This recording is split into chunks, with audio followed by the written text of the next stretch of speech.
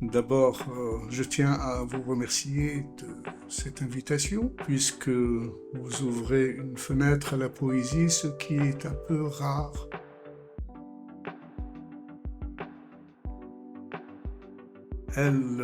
D'abord, il faut ouvrir la première page, la couverture, pour découvrir qui c'est. Alors, dans elle, il y a le titre. Elle, c'est une seule syllabe.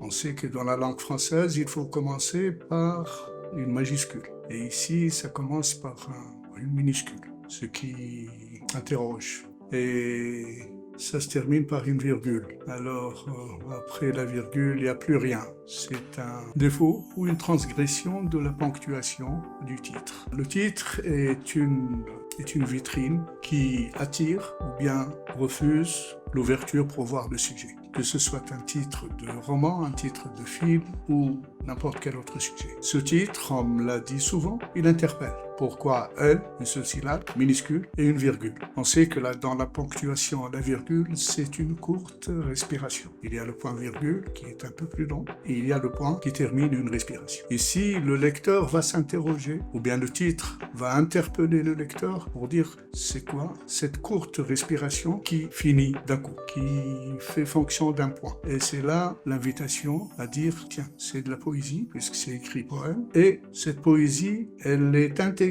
dans ce qu'on appelle la poésie moderne ou contemporaine. C'est-à-dire, il y a une transgression de la grammaire pour introduire le sujet qui est elle. On va découvrir à la page suivante le portrait. Et là, on va savoir qui est elle. Le titre de ce portrait dessiné, puisqu'il m'arrive d'être un dessinateur amateur, le titre dit à ma mère. Donc, celui qui va accepter et dit tiens, ce elle-là, avec toute cette interrogation, avec toutes ces complications même, c'est dédié à sa mère.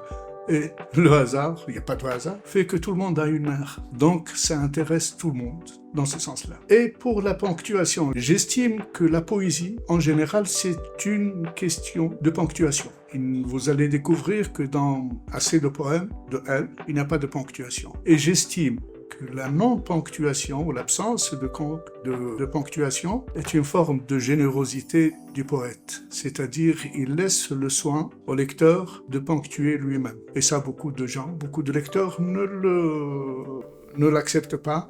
Ils jettent vite le poème et le recueil avec. J'espère que ça ne sera pas le cas.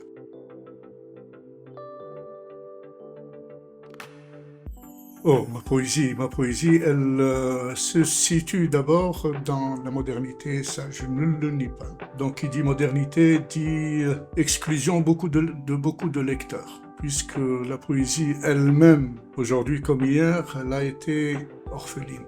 Elle fait partie des arts un peu difficiles et difficiles d'accès. Et d'autant qu'elle est contemporaine. Alors, imaginez, dans un pays arabe où le français se perd de jour en jour, où la lecture se perd de jour en jour, un poète, petit poète évidemment, qui écrit une poésie contemporaine, moderne. Donc, il y a une triple exclusion. Mais disons que je me porte bien avec les mots. Ces mots-là, ces phrases, ces compositions, cet arrangement de mots fait qu'on pense parfois à quelques blessures. Et là, on respire avec la poésie, qu'elle soit moderne, qu'elle soit contemporaine, qu'elle soit ponctuée, qu'elle soit aveugle, qu'elle soit blanche, n'importe quel type de poésie peut apaiser un peu l'âme.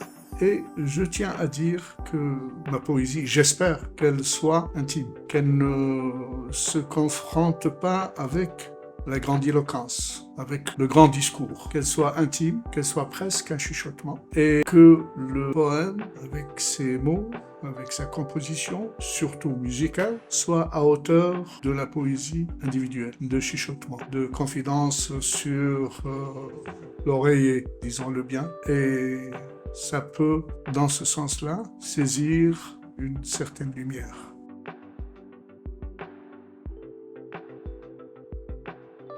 Oh, ça va de l'extrêmement intime qui est l'absence de ma mère, à la nature, les arpèges du vent. Le vent, c'est quelque chose d'extraordinaire. Si on en fait attention, si on l'étudie un peu, il est peut-être trop long d'expliquer les types de vent, les bruits des vents. Et il y a un chapitre qui leur est consacré qui s'appelle les arpèges du vent. C'est des arpèges, c'est un mot musical. Et le vent a parfois, quand on fait attention au vent, comme à la lumière, comme à l'eau, comme à l'île, comme à tous ces chapitres qui composent le recueil, si on en fait attention, ils contiennent une certaine musique et une certaine beauté, une lumière qui inspire.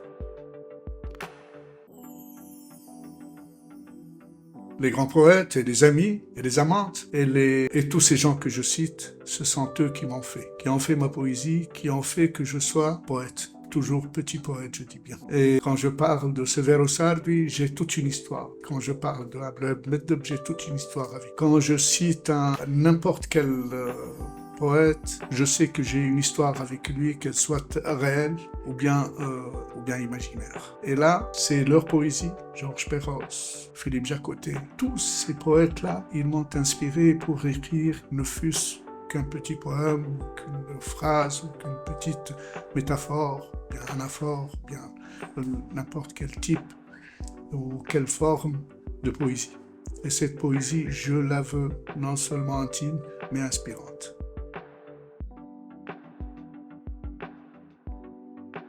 La génération dans le monde entier aujourd'hui, elle a abandonné le papier. Le papier, c'est quelque chose de très, très fort, très intéressant, très captivant pour le poète ou les gens de ma génération.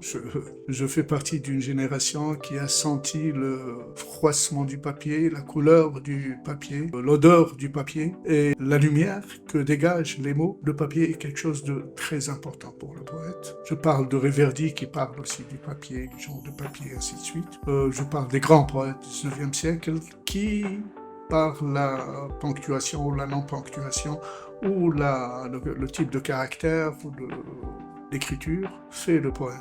Aujourd'hui, il n'y a plus de papier. La poésie a certainement un avenir même très fort, parce que les événements qui se passent, qui se déroulent dans le monde, font que l'individu se construit de plus en plus, et dans cette construction-là, il peut se révolter à travers une expression. Et l'expression de la poésie est l'une des plus, disons, facile, puisqu'il y a le mot, puisqu'il y a le vers. Et il y a beaucoup de poètes aujourd'hui. Énormément de poètes. Mais ce sont des poètes inconnus qui ne se livrent pas, qui sont aux États-Unis. Maintenant, il y a des écoles qui enseignent la poésie. Je n'y crois pas beaucoup. On n'enseigne pas la poésie. Il y a peut-être des tracés, il y a peut-être des chemins, mais on ne peut pas l'enseigner comme le fait un poète qui lit. Parce qu'un poète, d'abord, c'est quelqu'un qui lit et qui lit énormément, qui s'inspire énormément de ce que c'est ce qu'il va faire, de ce que c'est que la poésie en général, il s'en inspire.